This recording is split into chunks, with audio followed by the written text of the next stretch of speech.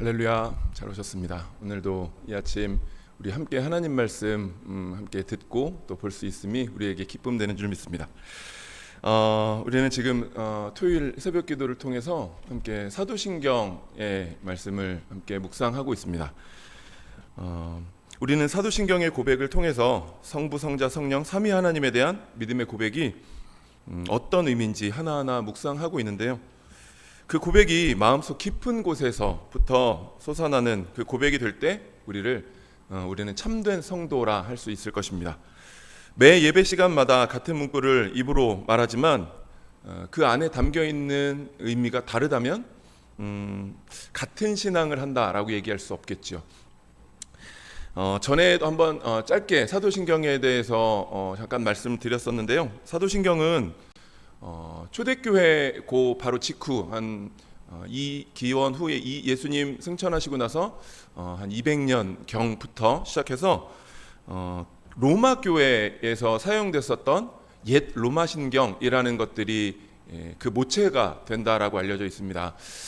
그 로마 신경이라는 것들이 사용됐었던 배경을 보면요, 로마 교회에서 아마 전에 우리 성경의 땅 순례를 다녀오신 분들은 아마 보셨을지도 모르겠는데, 그 십자가 형태로 되어 있는 욕조지요, 욕조. 거기에 물이 가득 담겨져 있고요.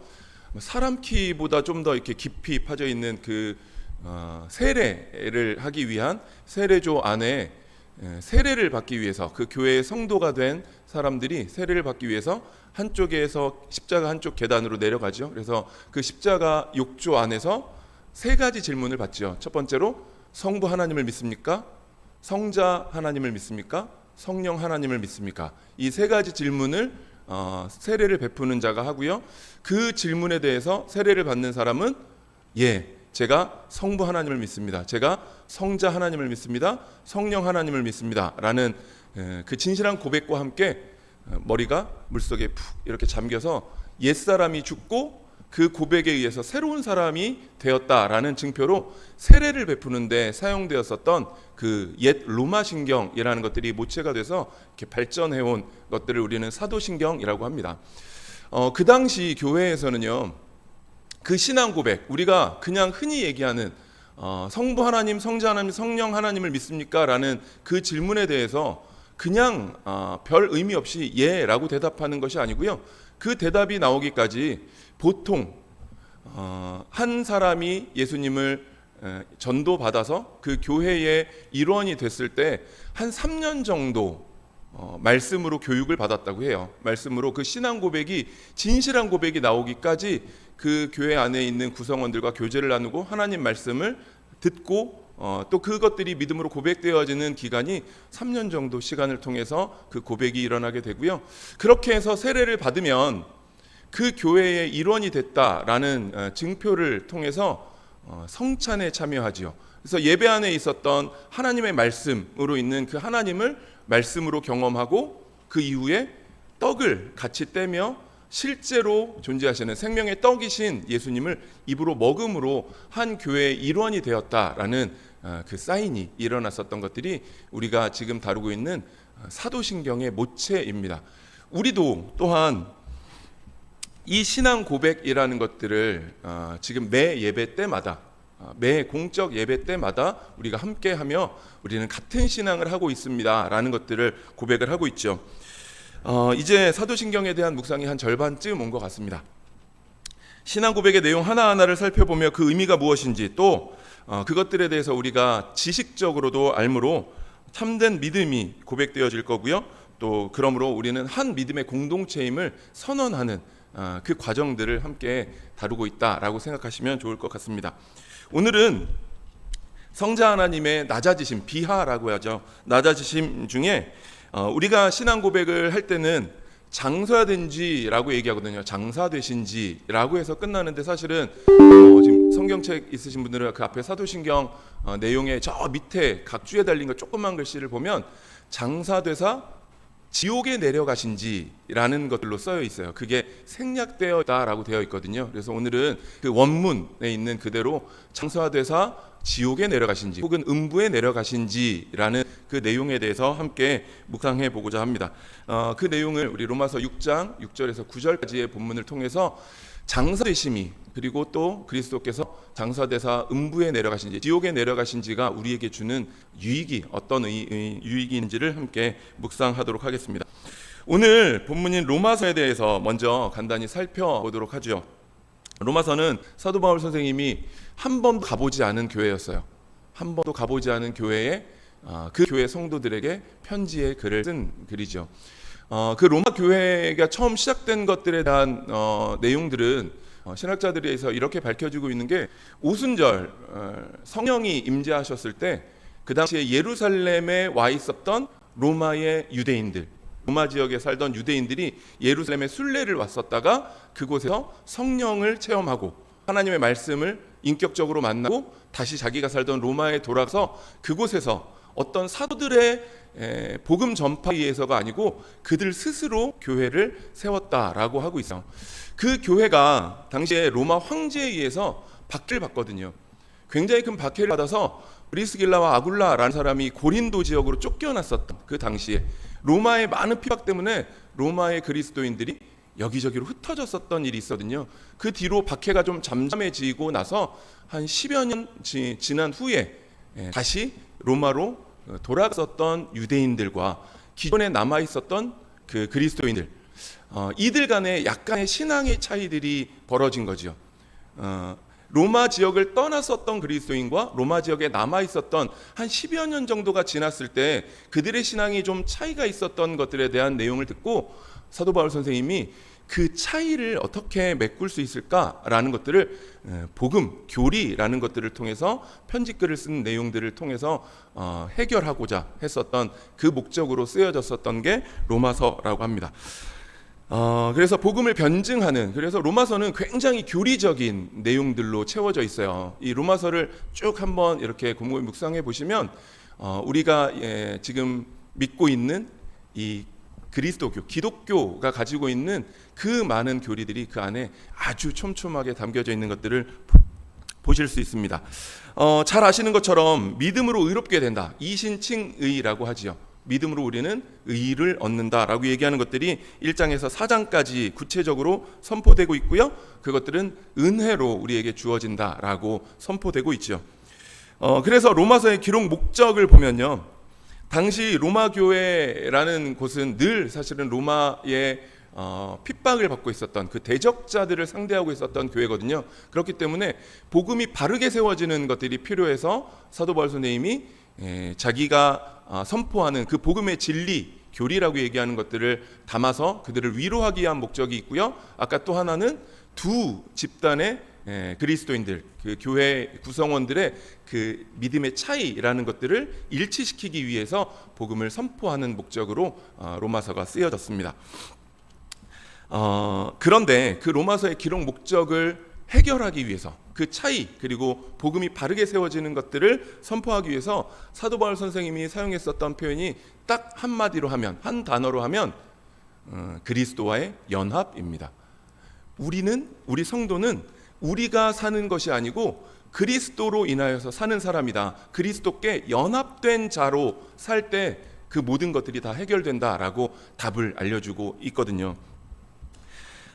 그리스도와 연합이라고 얘기하는 것들을 오늘 우리가 본문 6장에서 복음의 핵심인 이신칭에 대한 선언 이후에 그 의롭다 하심을 받은 자가, 칭의를 받은 자가 어떻게 죄와 결별하고 거룩하게 살아가야 하는 성화, 그리고 죄의 지배로부터 해방을 다루는 그 본문에 대해서 설명하고 있는 게 오늘 성도님들 함께 읽으신 로마서 6장 부분입니다. 우리가 읽은 6절 바로 앞에 4절과 5절을 한번 눈으로 보시면요, 그러므로 우리가 그의 죽으심과 합하여 연합이 나오죠.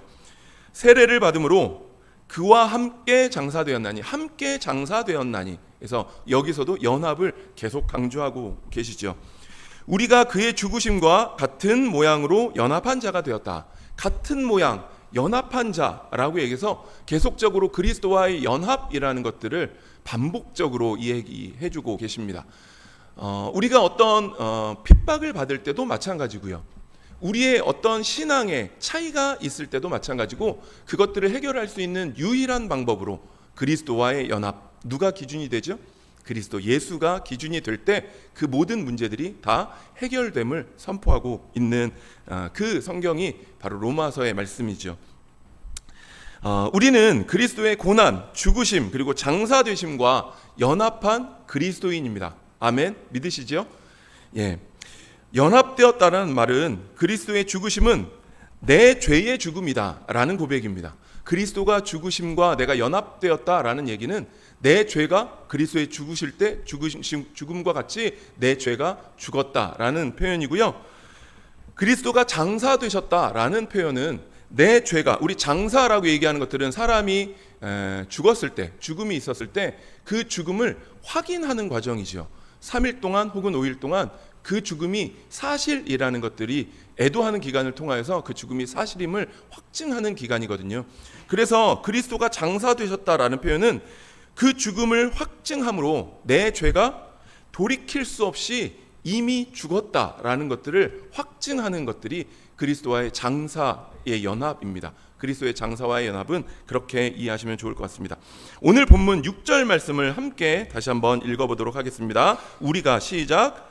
우리가 알거니와 우리의 옛사람이 예수와 함께 십자가에 못 박힌 것은 죄의 몸이 죽어 다시는 우리가 죄에게 종노릇하지 아니하려 함이니. 아멘. 다시는 이라고 강조하고 계시죠. 다시는. 우리의 죄는 한 번 의롭다 하심을 받은 뒤로 우리가 어떤 잘못을 저지르더라, 우리는 약하기 때문에 의롭다함을 받고 중생하였다 하더라도 죄에 빠질 수도 있죠. 그렇지만 다시는 그 죄가 살아나서 우리를 사망으로 인도하지 않는다라는 선언입니다. 다시는 이라는 것에 혹시 펜 있으시면 동그라미를 쳐두시면 좋을 것 같습니다. 우리는 예수님의 공로로 죄 씻음 받은 자들로서 더 이상 죄에게 종노릇하지 않게 된다는 은혜의 선언이죠. 7절에서 한 번 더 선언하고 있습니다. 같은 내용이 반복되고 있죠. 이는 죽은 자가 죄에서 벗어나 의롭다 하심을 얻었음이니라. 한 번 더 우리는 의롭다 하심을, 죄에서 구원받아서 의롭다 하심을 얻었다라는 얘기를 한 번 더 강조하고 있어요. 다시는 이라는 것들이 또 강조가 되고 있죠. 분명히 그렇게 선언해 주고 계십니다. 그리스도의 죽으심과 장사되심으로 우리는 의롭다 하심을 얻었다라고 말씀하고 계십니다. 마지막 9절 하반절 말씀해 보시면 다시 죽지 아니하고 사망이 다시 그를 주장하지 못할 줄 알미로다라고 하고 계시죠. 다시는 사도 바울 선생님께서 강조하셨던, 하나님께서 우리에게 전하고 싶으셨던 말씀이 바로 이 강조점, 다시는 너희들은 다시 죄의 노예가 되지 않을 것이다. 내가 단번에 너희들을 죄에서 건져서 의롭다 했느니라. 다시는 그것들이 뒤집어지지 않을 것이다 라는 것들을 우리에게 위로의 말씀으로 전해주고 계십니다. 우리의 죄가 예수 그리스도로 말미암아 용서되어졌으며 그리스도의 장사되심으로 죽음이 확증된 것처럼 다시는 죄인이라 부르지 않으시겠다는 확실한 선언입니다. 이로 인해서 죄와 죽음에서 참된 자유함을 누리시는 우리 성도님들 되시기를 축복합니다. 다음으로 아까 처음에 서두에 말씀드렸던 장사되시어 이후에 우리말 사도신경이 없지만 라틴어 원문과 영어로도 존재하고 있는, 영어로 고백하는 외국의 그리스도인들은 지금도 음부에 내려가시어라는 그 고백을 같이 하고 있거든요. 그 표현이 음부에 내려가셨다가 라는 표현을 함께 묵상해 보고자 하는데요. 이 표현이 생략된 이유를 잠깐 설명을 좀 드릴게요. 우리나라의 복음이 전해진 이후에 장로교 선교사로는 언더우드 선교사님이 오셨죠. 저는 언더우드 선교사님이 오셔서 장로교에서는 우리나라 말로 사도신경이 번역되어질 때, 사도신경을 아시는 것처럼 성경에는 없지요. 찬송가 앞에 이렇게 기록이 되어 있는데요.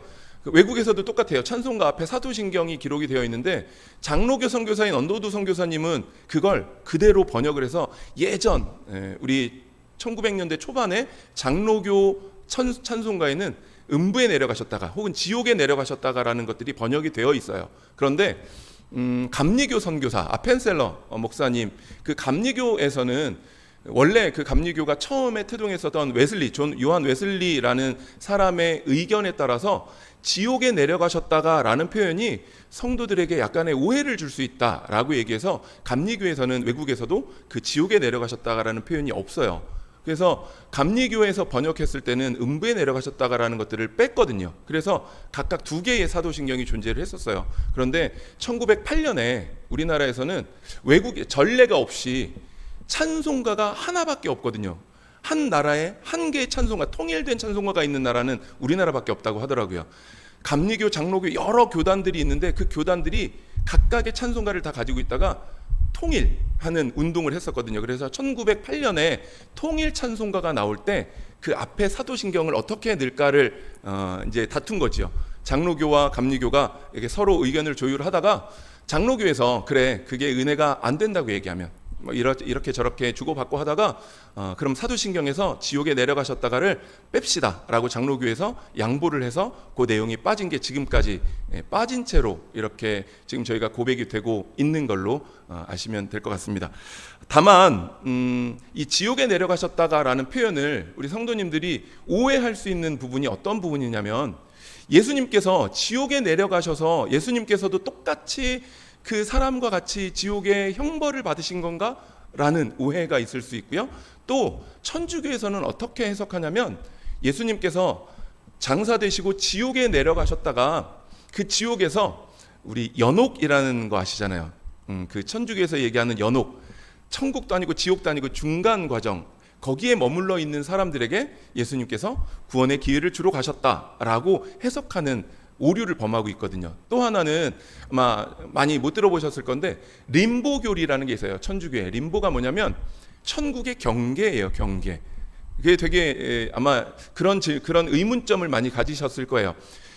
이제 막 태어났다가 죽은 유아들, 이제 막 태어났는데 복음을 들을 기회도 없이 죽은 유아들은 천국에 갈 수 있을까라는 의문점들. 그리고 예수님이 오시기 전에 우리나라 사람들은 그런 질문들 많이 하죠.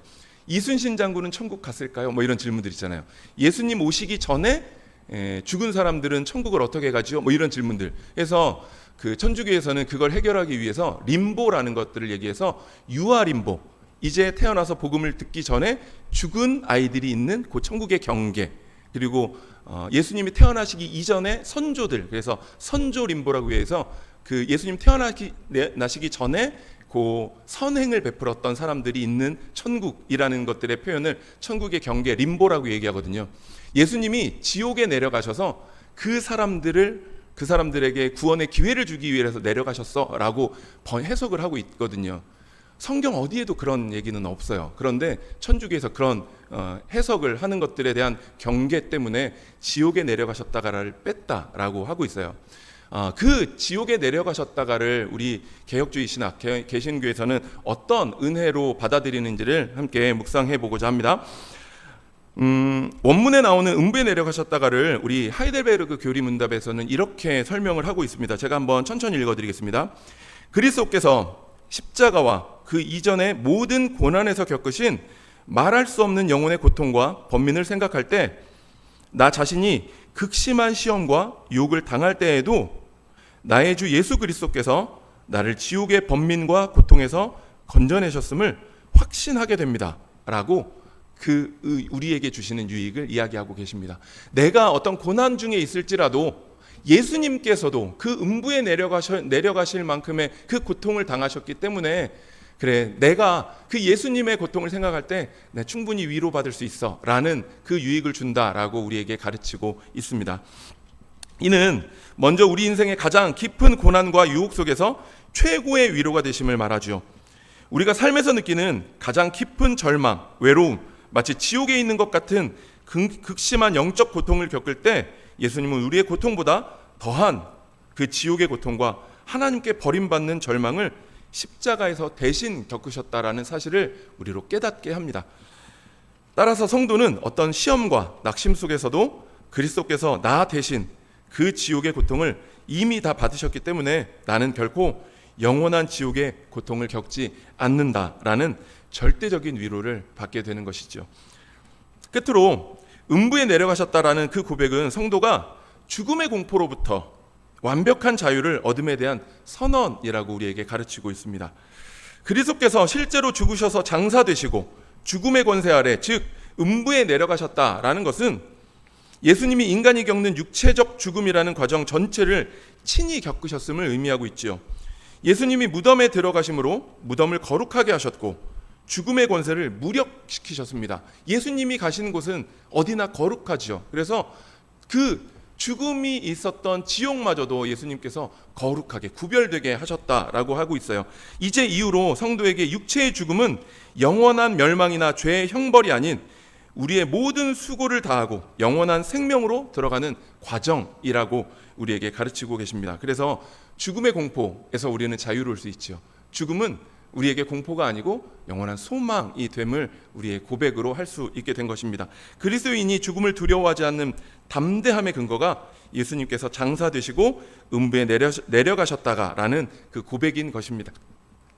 말씀을 맺도록 하겠습니다. 성자 하나님이신 예수 그리스도의 비하, 즉 성령의 잉태로 동정녀에게 탄생하신 성육신, 그리고 고난당하시고 죽으심, 그리고 오늘 다룬 장사되시어 음부에 내려가신 이 모든 것들은 죽음에서 생명으로 우리를 건져주셔서 예수님은 낮아지시고 우리를 하나님의 자녀가 되실 때까지 높여주신 그 은혜에 대한 선포가 그 예수님의 비하에 대한 고백입니다.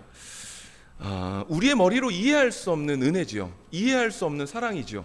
우리가 무엇이건데 그 거룩하신 예수님께서 낮아지셔서 그 죽음과 그 고통 가운데 계실 때까지 낮아지셔서 우리를 높여주시는 그 정말 이해할 수 없는 그 사랑을 우리는 믿음으로 고백할 수 있는 것입니다. 그렇지만 하나님의 그 놀라우신 사랑을 경험하고 우리가 고백할 때 우리는 하나님께 영광을 돌릴 수밖에 없는 존재임의 그런 고백이죠. 또한 예수 그리스도의 장사되시고 음부에 내려가심에 대한 고백으로 우리는 그리스도와 연합한 자로서 예수님의 공로로 죄 씻음 받아 더 이상 죄에게 종노릇하지 않게 된다라는 확증적 선언에 거하게 될 것입니다. 또한 그 확신에 거하면서도 죄의 유혹에 넘어질지라도 우리 주 예수 그리스도께서 장사되시고 음부에 거하시기까지 우리가 감당해야 할 죄의 모든 과정을 직접 경험하심으로 우리에게 참된 위로가 되어 주신다라는 선언이지요. 끝으로 이 땅에서 죽음이 더 이상 두려움과 공포의 대상이 아닌 더 이상 죄의 유혹을 겪지 않아도 되는 참된 하나님의 품 안으로 들어감에 대한 확신을 갖게 되는 것입니다. 이 아침 함께 예수 그리스도의 장사되심과 음부에 내려가심의 참 의미를 고백하시는 성도님들 삶 가운데 하나님께서 주시는 참된 구원의 확신과 그로 인한 자유함이 있기를 소망합니다. 또한 이 땅의 소망이 아닌 하나님 품을 사모하며 하나님 나라의 소망으로 우리 살아가는 날 가운데 늘 기쁨이 충만하시길 주님의 이름으로 축복합니다. 함께 기도하시겠습니다. 오늘 이 아침 우리를 주님 품으로 부르시고 말씀으로 만나주시는 좋으신 아버지 하나님의 크신 사랑에 감사드립니다. 죽으시고 장사되시어 음부에까지 내려가심으로 우리를 향하신 구원과 그 사랑을 확증하여 주신 한없는 은혜를 고백하게 하심에 더욱 감사드립니다. 우리 삶 가운데 근심과 걱정으로 고난당할 때 우리를 향하신 하나님의 사랑이 우리의 위로되게 하시고 우리 앞에 놓인 그 고난을 담대히 이겨내게 하시옵소서. 낮고천한 우리를 자녀 삼으시기까지 높여주시기 위한 그리스도 예수의 낮아지심을 믿고 고백함으로 늘 감사하는 삶으로 살아가는 성도되게 인도해 주시옵소서. 감사드리며 이 모든 기도 오늘도 우리 안에 살아 역사하시는 예수 그리스도의 이름으로 올려드립니다. 아멘. 우리 함께